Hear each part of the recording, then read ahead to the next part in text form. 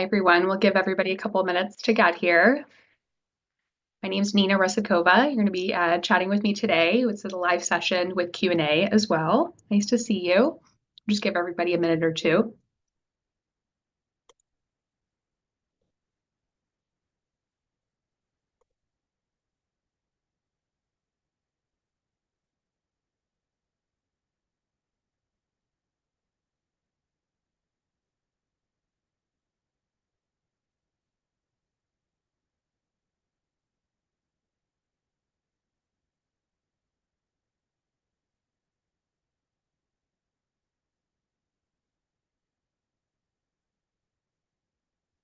Okay, it looks like we've got a few folks in here.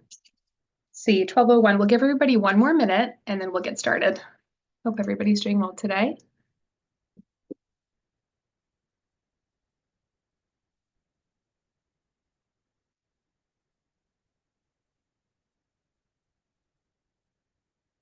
Okay.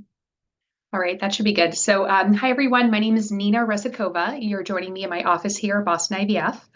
I'm a fertility physician here, been at Boston IVF for over 10 years. And I'm going to be giving a talk today on LGBTQ plus fertility. Start off with a little bit of intro slides and then open it up for Q&A, which will actually be the bulk of the session today. So welcome everyone. You're actually joining me in my office in downtown Boston, close to Post Office Square. This is where I see patients. And I also have a special interest in LGBTQ plus family building, both from a research standpoint and a clinical standpoint. So I'll be able to share some of that with you today. All right, we'll jump on in. Happy Pride Month, everyone. Thanks for joining us today. A little bit about me. I'm originally from Toronto, Canada. I went to college in Montreal, and then I went out to the Wild West in Texas for my medical training and did my OBGYN training at the Johns Hopkins Hospital in Baltimore, Maryland, and then came to Boston IVF to do my fellowship training. And then I've since stayed on here both as a clinician and also as an educator at the Beth Israel Deaconess Hospital in Harvard Medical School. And here are all our affiliations. A little bit about your process. Some of you may already be in the process of fertility testing or treatment. Maybe you're already established with us or another clinic. Just a few things.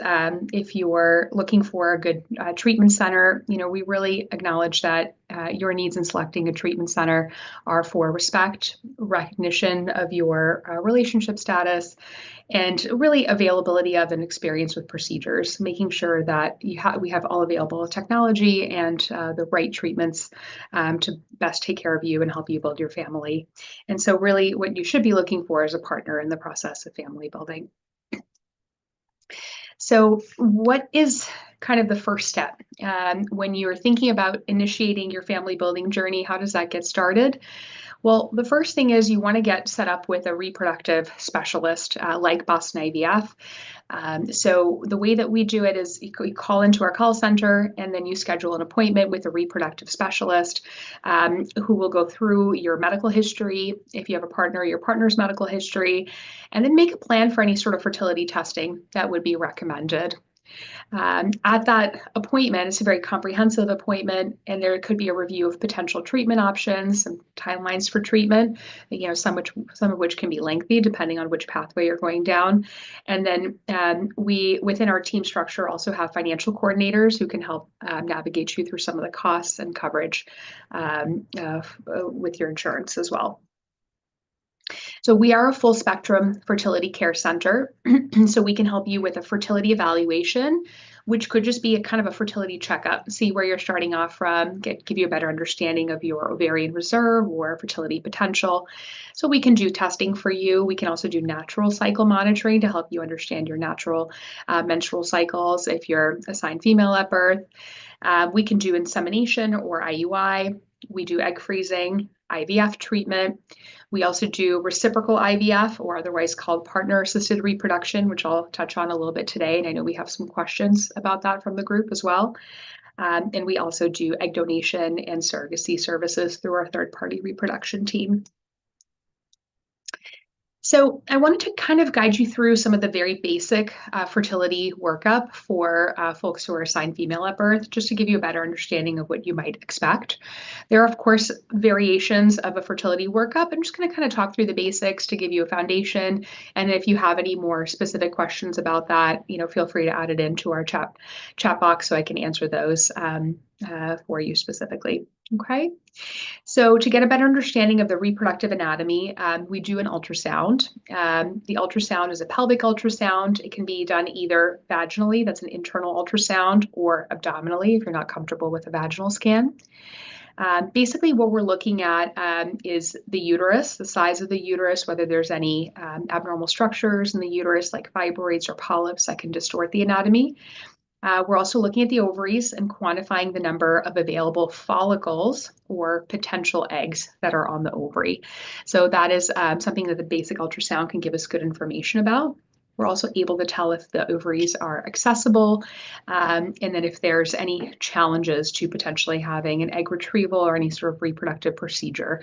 So it gives us a lot of good information.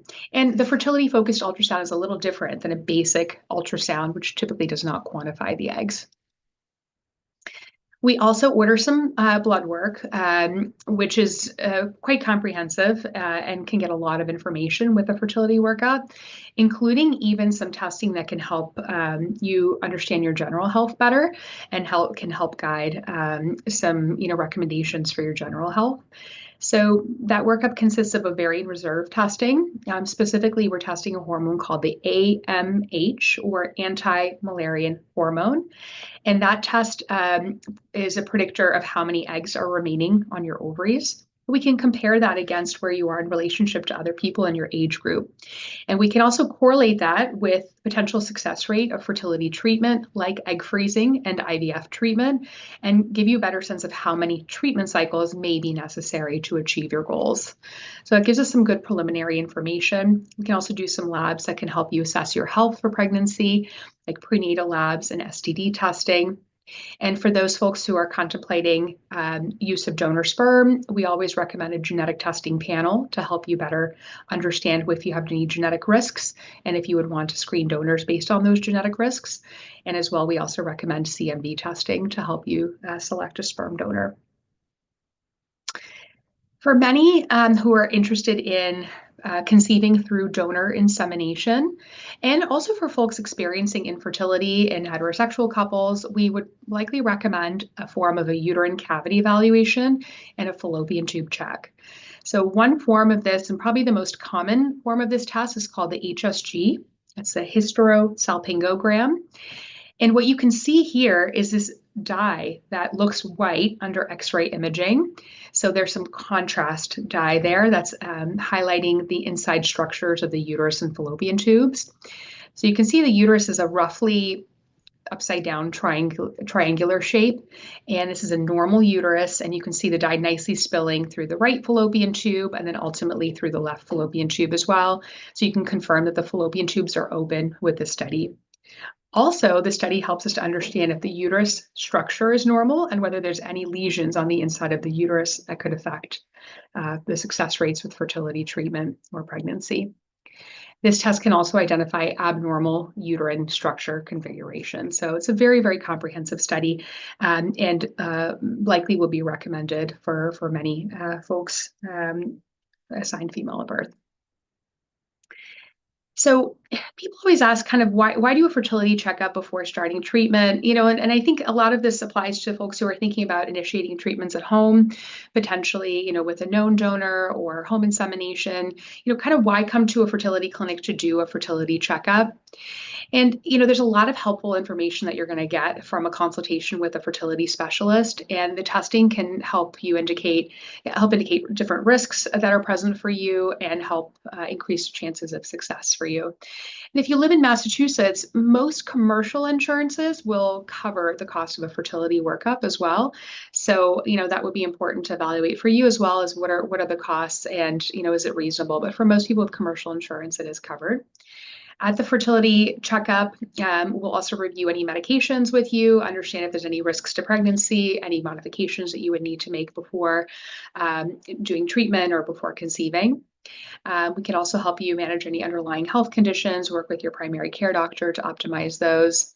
We also do preconception counseling. And, we can also very importantly address any underlying gynecologic issues that can impact your chances of success. So, I've had patients previously with polycystic ovarian syndrome who were doing home inseminations who didn't really have a great sense of when they were ovulating. And that's always disappointing, to be using donor sperm, which can be very expensive, and not have a good chance of success with that treatment. So for patients with PCOS, the fertility clinic is very, very valuable in optimizing your chances of success with treatment, endometriosis, uterine fibroids as well. So we would address all of these findings and make a specific plan for you for your family building journey. And then, of course, we want to optimize your health prior to treatment. So really working healthy habits, moving towards a healthy weight, regular exercise, and then reducing toxic habits. Things like minimizing or excluding alcohol, avoiding recreational drug use during treatment, and particularly in pregnancy, stopping smoking, and then getting you started on prenatal vitamins as well. So, what kind of treatment options are available for folks who are in same-sex female relationships? Well, we'll talk a little bit through insemination, that's IUI. We'll talk through a little bit of fertility preservation, which is a great option, and increasingly we see some coverage for it through insurance providers as well. IVF and reciprocal IVF are also great options, and in some cases, egg donation and surrogacy may be considered as well. We won't touch so much on egg donation and surrogacy today in our topics because we're talking a little bit more about the donor sperm pathway. But if you have any questions specific to you, feel free to share them in the chat or follow up with our marketing team if you have any more specific questions that are a little bit more personal in nature. So we're going to start by talking a little bit about artificial insemination. So this would be insemination with the use of donor sperm.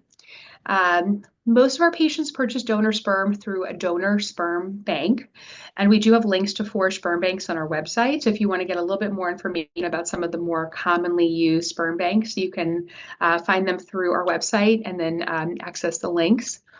They will also provide you with a little bit of insight about cost of donor sperm treatment. Donor sperm is fairly expensive, so we definitely want to be judicious about the use and really optimizing the chance of success with treatments. Donor insemination is fairly straightforward. We're really wanting to place the sperm inside your uterus, so inside the anatomy around the time that the egg is releasing. And so there's multiple ways to time that. You can time it using a natural cycle, or you can kind of hasten or optimize the natural cycle by using medications to help develop 1, 2, maybe 3 eggs, and then correct the timing of the menstrual cycle if you have irregular periods. Putting in the sperm, you can see here there's a little vial of washed sperm that's in place in a very slender catheter, and then the catheter is inserted through the cervix, again, around the time of ovulation, and the sperm is inserted into the lower portion of the uterus. For most people, it's a very quick procedure, so under 5 minutes to complete, pretty well tolerated, very minimal discomfort. Some people have a little bit of cramping with the insertion, but it's a very low volume of fluid, so for the most part, well tolerated. And then you can go back to your regular activities, with the exception of you don't want to be drinking alcohol, you want to be avoiding any sort of environmental toxins and exposures, and kind of go on, as if you have a high chance of pregnancy success. So avoiding the things that you would want to avoid in pregnancy as well. For folks who are starting this journey under age 35, so for our best prognosis patients, generally we recommend doing somewhere between 3 to 6 rounds of insemination, assuming that your anatomy is normal, in that you have normal fallopian tubes. For folks who are starting this journey older, greater than 35, typically less treatment cycles are recommended because the success rate per cycle is not quite as high. And we want to make sure that you still have the opportunity to do IVF treatment when you have a good egg count and good egg quality. So typically we recommend completing a smaller number of treatment cycles before making the transition to IVF treatment. And, lastly, insemination can be done with the use of medications, or it can be done in the setting of a natural cycle. Multiple different ways to do inseminations. IVF is a more advanced strategy. IVF stands for in vitro fertilization, and IVF is a much more successful treatment than IUI or intrauterine insemination, but it's also much more involved. IVF involves about 8 to 12 days of daily injections. There's more monitoring with blood work and ultrasound at our centers. And then IVF requires a surgery to harvest your eggs. And that surgery is done with anesthesia. So it requires you to take a full day, maybe a couple of days off work, depending on what is your yield or your egg count. But with IVF, our success rates are simply much higher than they are with IUI because we're getting a lot more eggs. So for an average 35-year-old, the typical egg yields are somewhere between 10 to 15 eggs. And in some cases, they can be lower or higher depending on the ovarian reserve, but that will typically yield in the production of an embryo or even multiple embryos. And genetic testing may be an option with IVF treatment as well. Sort of two ways to go about IVF. You can do a fresh transfer, meaning that when you create the embryos, the best quality embryo can be transferred into your uterus or potentially your partner's uterus, or all the embryos can be frozen. So that would be a cryo-wall, freeze-all cycle. In those cases, we can hold on to the embryos for many years, and the chances of success is still going to be very good. We do have robotic storage systems at our center, and the embryos hold up very well, even over prolonged periods. So I did want to touch on reciprocal IVF. There's lots of different ways that reciprocal IVF is described. Sometimes it's called co-IVF, sometimes it's called partner-assisted reproduction. But basically, the process intimately involves two partners in producing the embryo for pregnancy, and then the other partner carrying the pregnancy to term. And so essentially, this is a good option for folks where one partner is really wanting to be the genetic parent, but isn't comfortable carrying the pregnancy, or maybe has some medical contraindications to carrying the pregnancy, or really just an elective family building decision. And again, we are seeing more benefits, more fertility benefits that do kind of offer or may cover this in some form.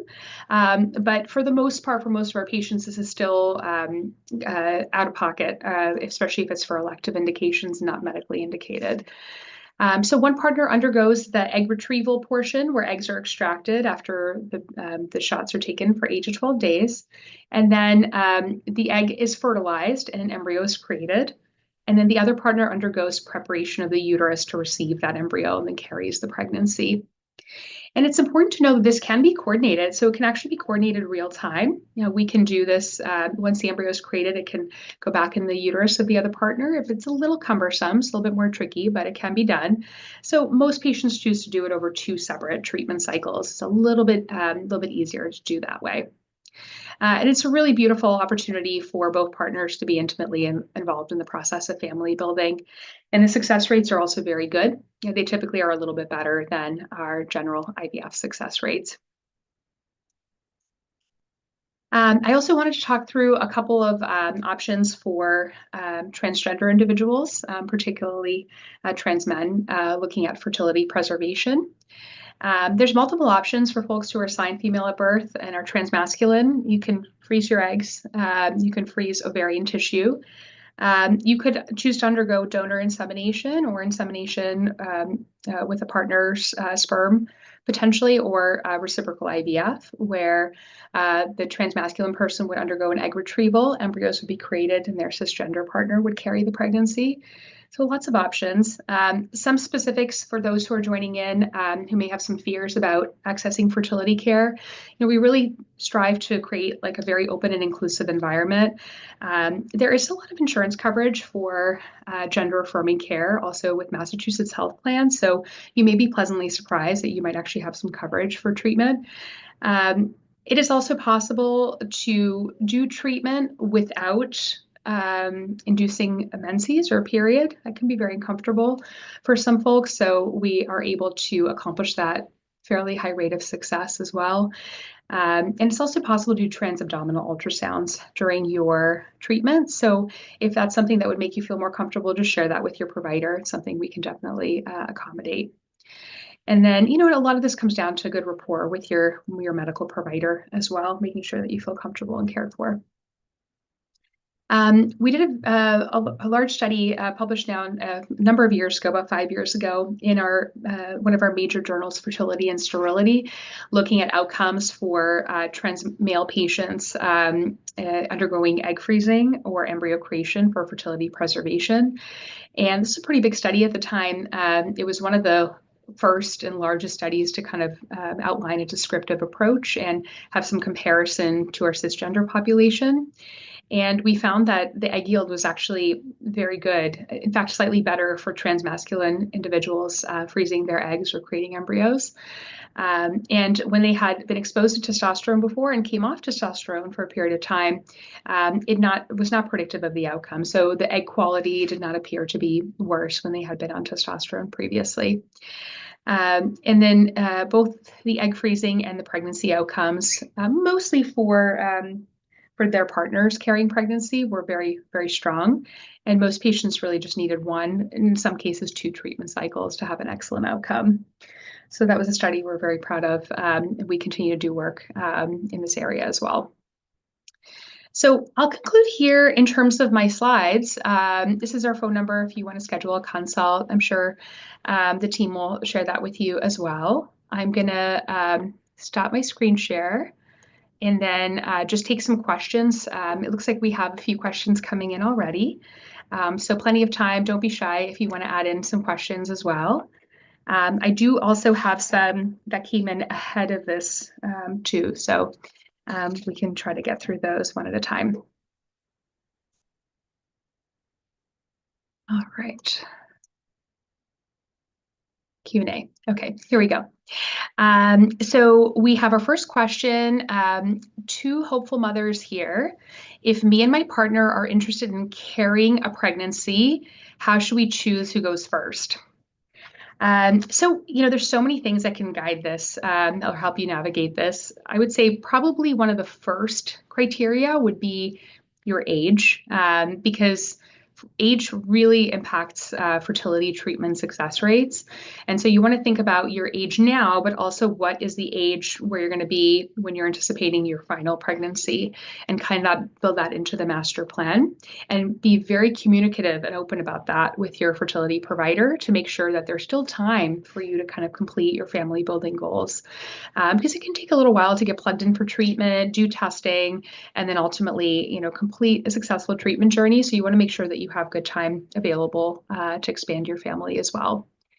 The next step would, of course, be fertility testing, and I would encourage both of you to have testing, even if one partner is younger by a number of years than the other partner. Still really important for both of you to have testing done simultaneously to help identify if there's any risks of premature menopause or premature depletion of your eggs. Also identify if there's any anatomic challenges that you'll want to kind of factor into your planning. And then also to evaluate both of your benefits, particularly if you're on different insurances, to see, one of the benefits kind of better aligns with your goals. So, we can help you navigate all those things, but the testing results will also inform your decision making. And in some cases, what we'll also recommend is that if one partner is choosing to carry a pregnancy first and get started, the other partner may consider some fertility preservation, potentially freezing eggs or embryos for the future, to help again with the later stages of family building. And sometimes you're in an age where having the first pregnancy may not be that challenging if your testing results look good. But if you're forecasting delaying the second pregnancy, maybe for 3 to 5 years in some cases, there may be some recommendations for either freezing eggs or embryos to help you achieve those goals.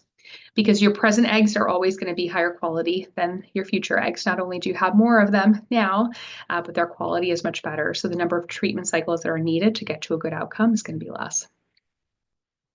Great question. What is the process for purchasing donor sperm? So most people choose to work with a donor sperm bank. So as I mentioned on our website, we actually have links to 4 major sperm banks. So you can start by navigating that. The website's really great. It's really easy to use. And so take a look there. And I would encourage you to take a look at, 1 or 2 at least to kind of get a better sense of what their offerings are, what the prices are per vial. Sometimes they run promotions or specials where if you buy a certain number of vials, you may get a discount.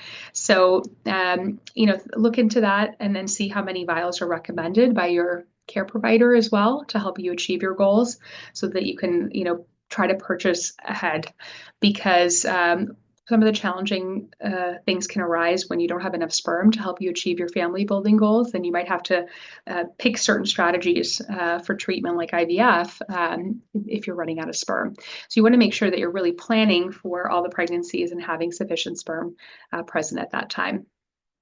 As far as actually buying it, so that's done with the sperm bank. All the transactions are with the sperm bank, but we do help facilitate the process of approving the donor.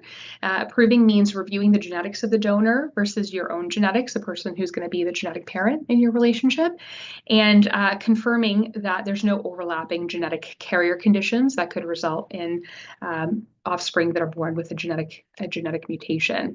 And so we'll review the donor genetics, compare them against yours, make sure that it's a good match.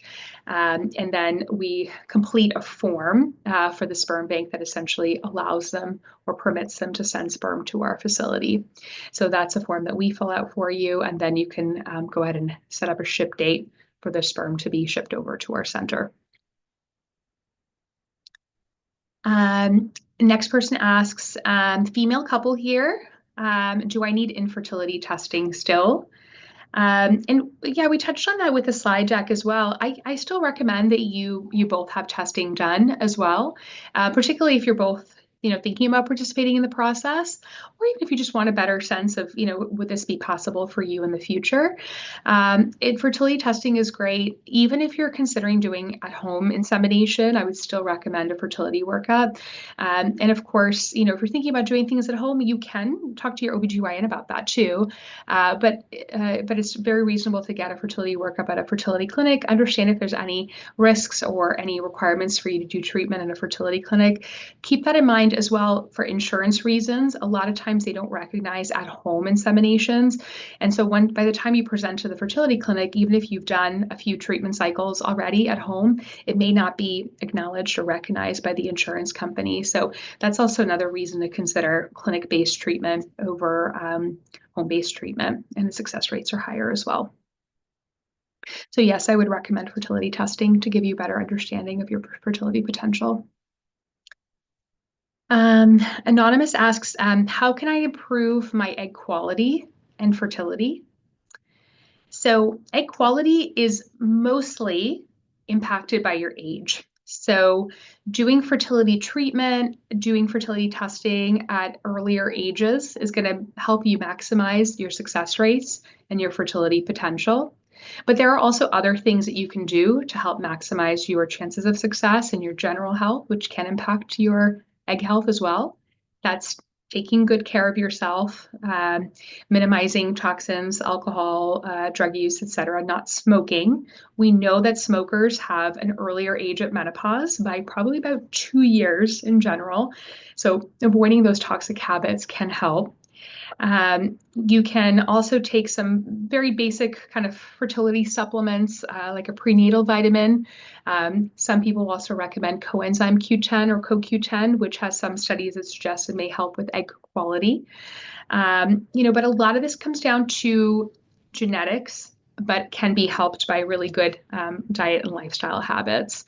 And then, if you're thinking about delaying fertility, the other thing I would also recommend for you is just to get a fertility checkup to really understand what are your chances now and how might those change, looking at the future to see if fertility preservation could be helpful for you.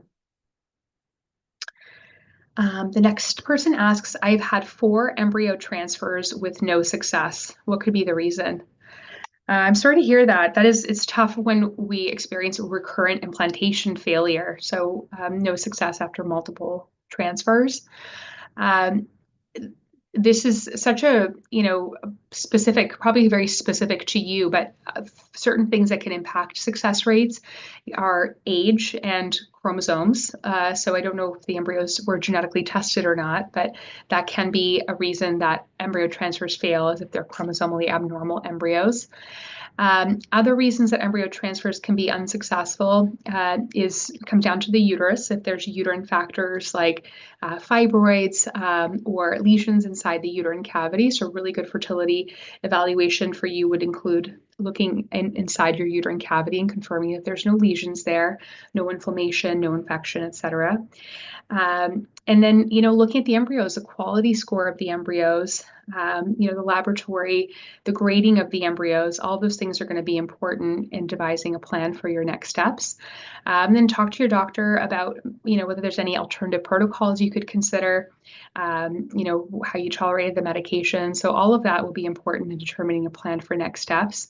But in many cases, when we see recurrent implantation failure, very reasonable to consider genetic testing of embryos to help understand that at least the embryo is not the issue, that the embryos is good quality, and then really working on optimizing the protocol to transfer that embryo.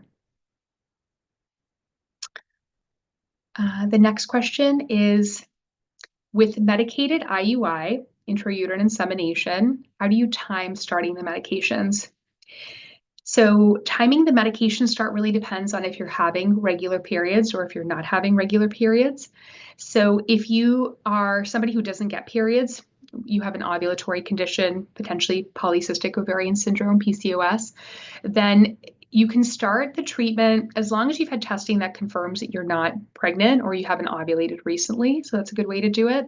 Sometimes it's important to reset your uterine lining and have you have a bleed before you start. So then you would be starting with the traditional timing, which is cycle day 1 of your period or with a period. So there's sort of multiple different ways to do it, but a lot of times we'll use a testing panel to help figure out where you are in your cycle, make sure that it's safe to do so. For IUIs, usually we're using either oral medications or injections.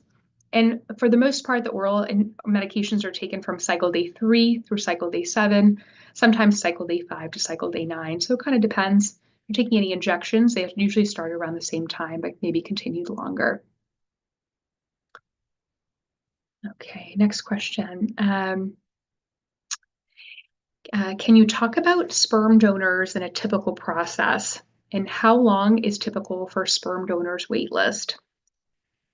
That's a great question. I think this would probably be best directed to the sperm bank that you're working with and the donor, because it can quite vary. I've had patients who have tried to wait for a sibling match. They want to use the same sperm donor for a sibling, and they are on a wait list for a long period of time. Sometimes they're actually connecting with parents who've also used that donor on social channels, Facebook, etc., to see if anybody has any additional vials for that donor. So that those are other mechanisms of getting more sperm.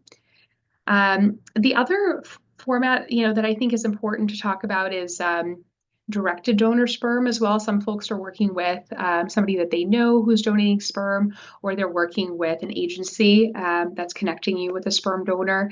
And those processes can take a really long time. So I would say most of the time we're seeing timelines or delays of about 6 to 8 months if you're working with a directed sperm donor. It takes some time to do the testing and quarantine process for that donor. Whereas if you're working with a sperm donor from a traditional sperm bank, you can typically get the match and get the sperm shipped within a 1 to 2 month turnaround. It's a little bit quicker. So kind of depends on what your specific case is. But set out the level of importance for sibling match for yourself if that's high priority. Get on the social channels to make sure that you're connected with other parents or individuals who've received that sperm or used that sperm before. And then, talk with the sperm bank to see if they have some insight for you on how long it might take from prior patients' experiences. The next person asks, is there a recommended body mass index range when pursuing fertility treatments?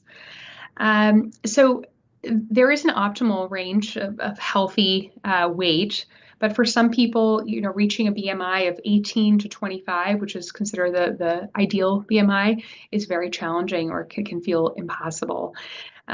So, working towards a goal for you based on your historic weight, and, when knowing where you typically are when you're incorporating healthy habits is really important.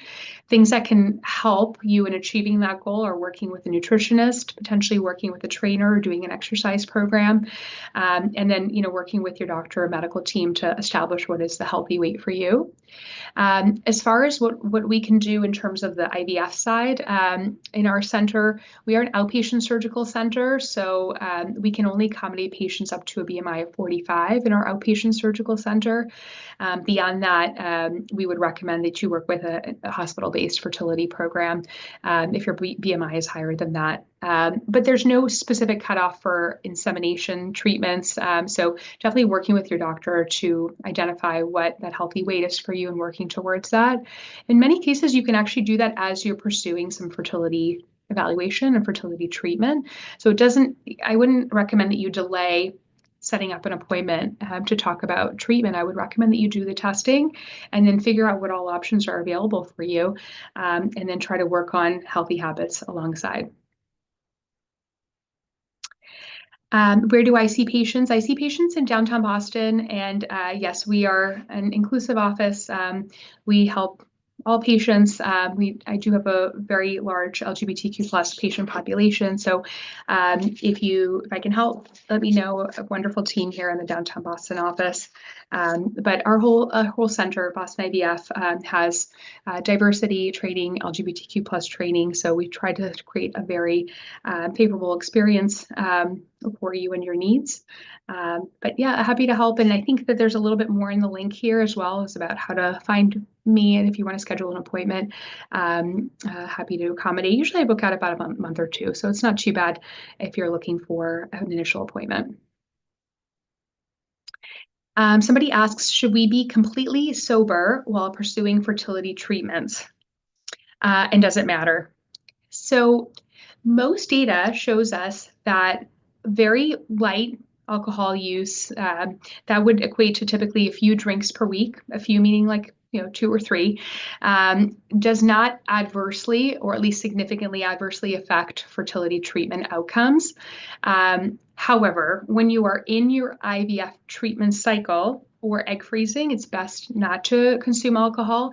And certainly at the time that you're doing an embryo transfer with intent for pregnancy, it is important to avoid alcohol as well.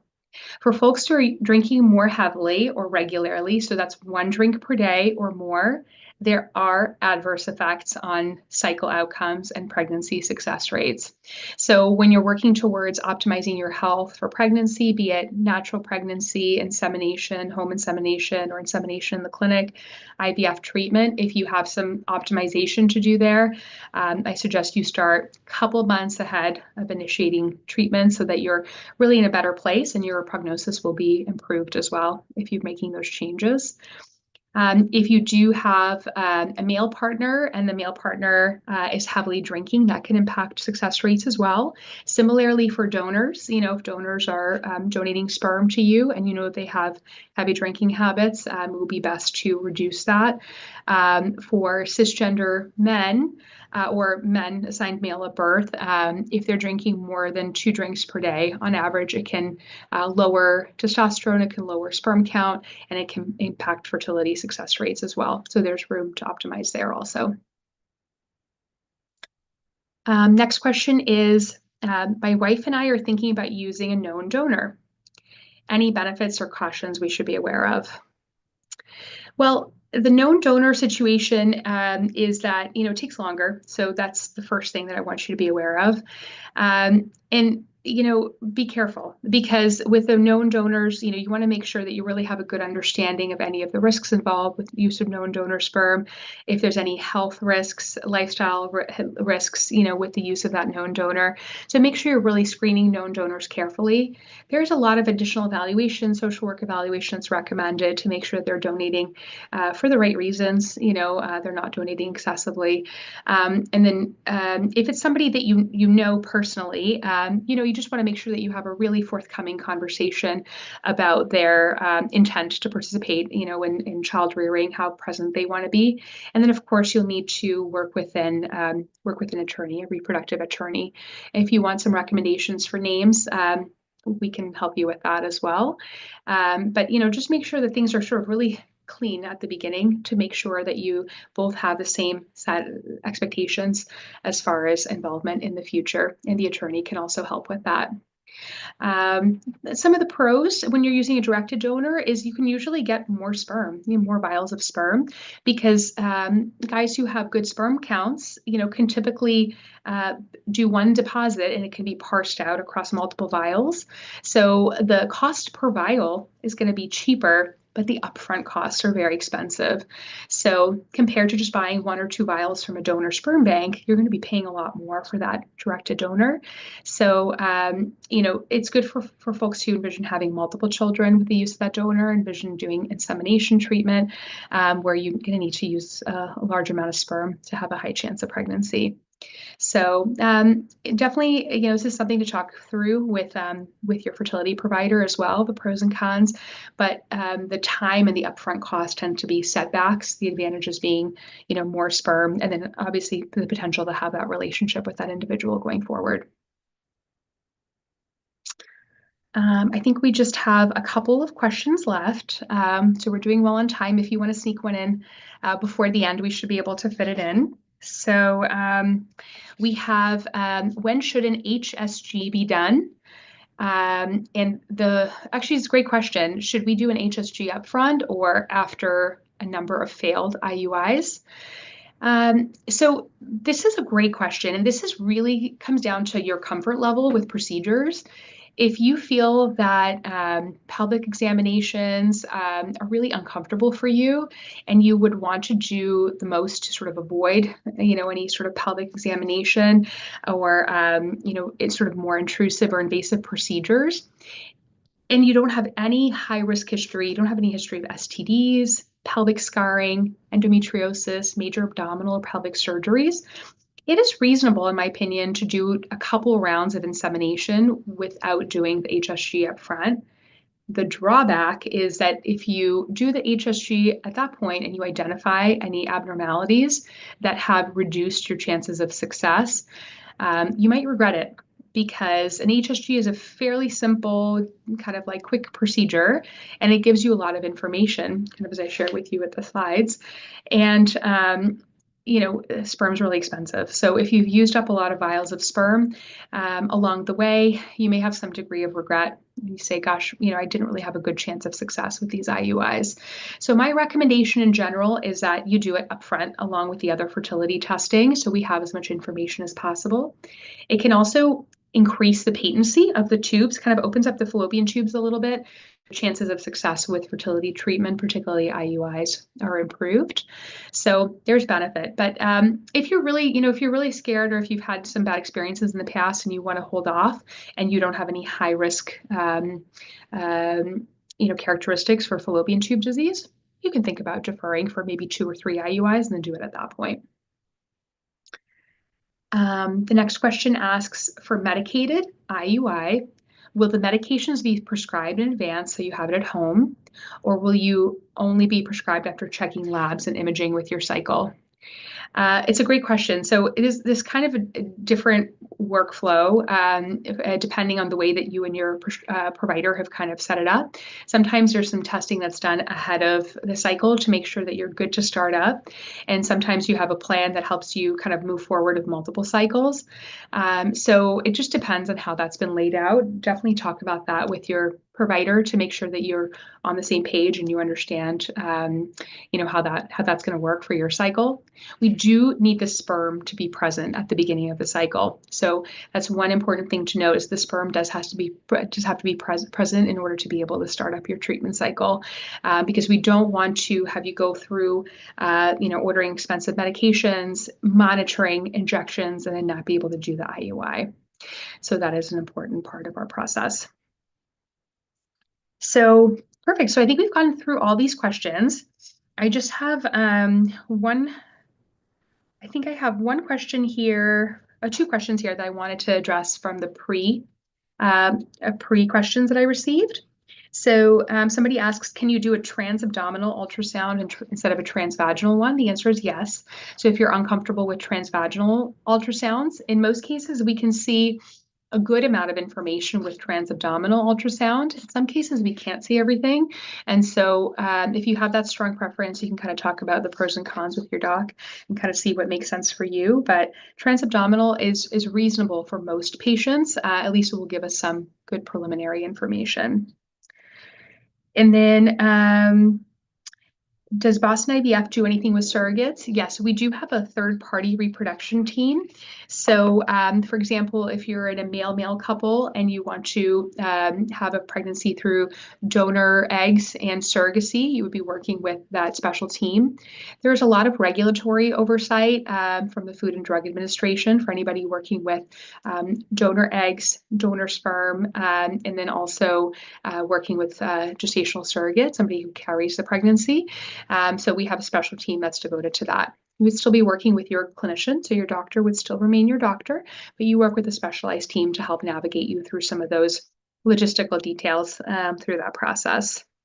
And if you have any additional questions, feel free to reach out. We can provide you more information on our third-party reproduction services.